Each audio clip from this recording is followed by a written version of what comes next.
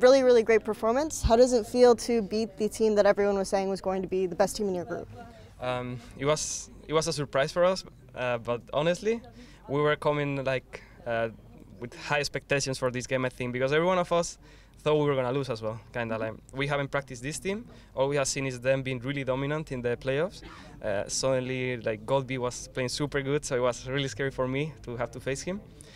And at the same time, we were like, maybe they're going to be a bit overconfident. They don't really know what we play either, so it's the same both ways. And maybe they haven't prepared as much for us as we have for them. So we thought we had a huge chance. And I don't know, when we started playing the game and the game started to be easier than we thought, because obviously the level right now is not so big difference when it comes to a skill level. And it was just, we were playing and we were realizing that these guys are not gods pretty much, you know. They are good, and if you make mistakes they will take advantage, but they are not better than us as long as we don't do mistakes, which we did a few, but they also did a few. And I don't know, we felt during the game that if we kept playing good, they wouldn't be able to do anything pretty much, because our comp would not outscale them, but it would be a lot better than theirs until they hit 4 or 5 items afterwards.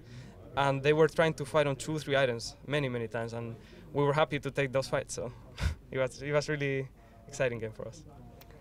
Do you think that maybe them trying to fight with 2 or 3 items was them being a little cocky, or?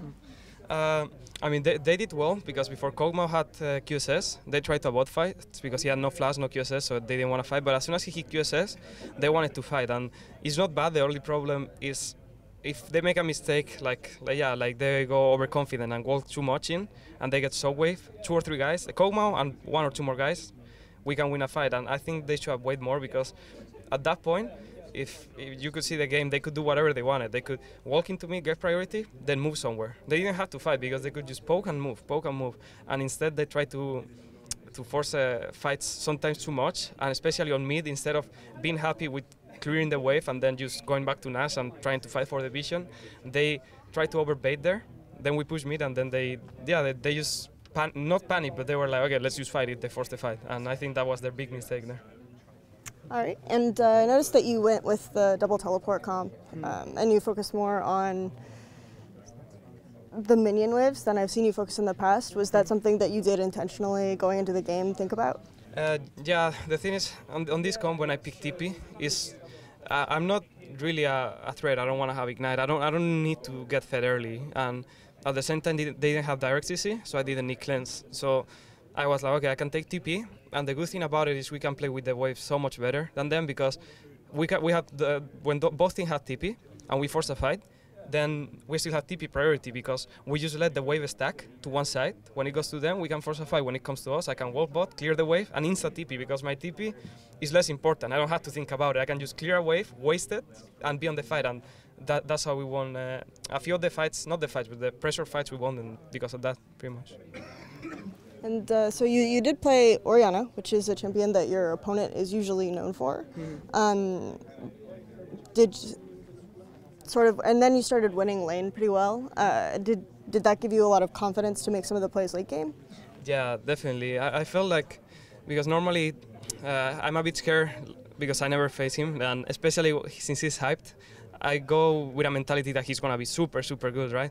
So I also try my best, and when I saw he was not punishing as much as I thought, because if I was playing this matchup the other way around, I would try a bit more, but he didn't. He was really scared of the Elise jungle, and he was letting me do whatever I wanted the lane, kind of get free farm, get good bases, get whatever I wanted pretty much. And when I saw that, I was like, okay, this is perfect, because I can just farm until I hit those 2-3 items, and then it's when we want to fight. And I felt really confident that they were not, like he was not better than me. He was not able to pressure me lane. He was not able to take advantage. He was more the other way around, kinda. So I got really confident towards the end, I think, and everyone in the team did when we saw how the game went.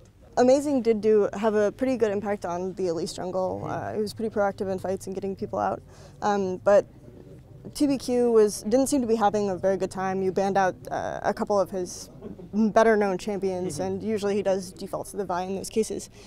So how big of a factor do you think that played in this game? Yeah, I think we were thinking he wouldn't. I mean, we didn't expect the Vi at all. Like, we were thinking maybe an Eve, and which one was the other pick we were thinking about? I don't even remember, because yeah, that was kind of the idea.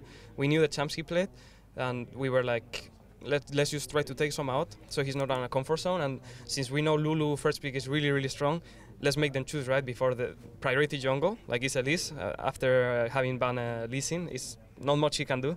So we just went for that. And once we had Elise, we knew we were going to win jungle. And when he picked Vi, it was really weird because they had no pressure until level 6. And even after level 6, it felt like he didn't, not force enough, but like he couldn't force enough because Vladimir lane is hard to gank, Orianna's kind of safe lane, and Lulu doesn't have enough damage maybe. And yeah, it just felt like he couldn't have an impact in the game until later on, and later on he didn't fit the comp having a Kog'Maw Lulu. So you had kind of a lot of people were criticizing your performance in summer this year and in playoffs. So you suddenly have performed very well, and of course there's always the Xpeke Worlds buff meme. Do you think that all of you are firing on all cylinders, and after this game you definitely have the confidence to get out of group and go farther in this tournament? Well, it depends. Like, first off, like the thing, of me being performing worse before, it is true. Some games I did play a lot worse, but I guess it's due to many things. Like sometimes you just play worse for no reason. Sometimes you don't adapt fast to patches. It happens sometimes that new champions come up, some get buffed, some get nerfed, and you don't really know what to practice. So you maybe are trying to find your way, especially on LCS. You are trying more to find what is best for you, while in Worlds you could go for what works. So that's the difference. Like on LCS, half the games I will play like the champion I had master, and the other half I will just try what fit the comp, even if I wasn't good at it. So it looks like I play worse because I actually do, but it's because I didn't have a practice. And while now, first off, we play like all day, like crazy, and we focus a lot more on comps. So I actually practice only champions for the comps we want to play. So it makes it a lot easier, and I feel it's the same for everyone. We had like these 3-4 comps that we have already made together, and we just, when we pick them, we are confident because we know how to play them, and we know it's up to us. If we don't make them mistakes, then we can win because we have practiced them many times. So, if I had to ask you how far you think you can go in this tournament, like, give me an optimistic answer and also, I guess, a pessimistic answer. Okay, so, well, I can like before the tournament, I can tell you, like way before the tournament when the groups were drawn, my expectations were to beat TSM and probably to lose to the other two teams. But during the boot camp, we were playing a lot better, and we came to this point that it happened other times that we were just losing and didn't know why. But here, every time we lost, we knew why and we knew how to fix it. So we felt like, okay, we still have 2 weeks. If we can improve on this, we actually have a chance. And then when we came here, we were thinking, because after we practiced everyone, we knew our level. We were thinking, okay, LGD might be really hard because we had never played them, but we have a chance of beating KT, and we have a chance of beating TSM. So our expectation maybe changed to, if we play good, we can get out of group second, and then on quarterfinals, depending on who we get, because we can get maybe a really good matchup and make it to semifinals, or we can get like someone like SKT, which didn't look so good right now, but is still probably gonna show up and be super good and lose in quarters. So right now, being optimistic, I would say we can make it 2 quarters, and then depending on the matchup, stay there or not, and yeah. And if we don't keep up the level, we might just lose in groups. It's only 1 game, so. You might be happy to learn that because you're in D, you can't face SKT or EDG in quarters. So that's very nice. So we have higher chances of getting to semis. But also, so I guess before you go, kind of tell me, who do you feel like was on your team the MVP of that game? I felt like we all performed really good. SOAS actually had a lot of pressure, which was a really good thing because the Vladimir pick, we didn't practice it a lot, but he played by himself and he was confident that he could create that pressure for us. And I think it helped us a lot to keep the Malphite always on their turret. So if he won a TP, they would lose something for it. And I think that was a really decisive factor. And on top of that, everyone played good, and Niels is always a beast. So it was. I would say he had the biggest impact. Mithi and Niels together, when they play Kalista with support, is really a really strong duo. All right, that sounds great. And thank you very much, and good luck. Thank you.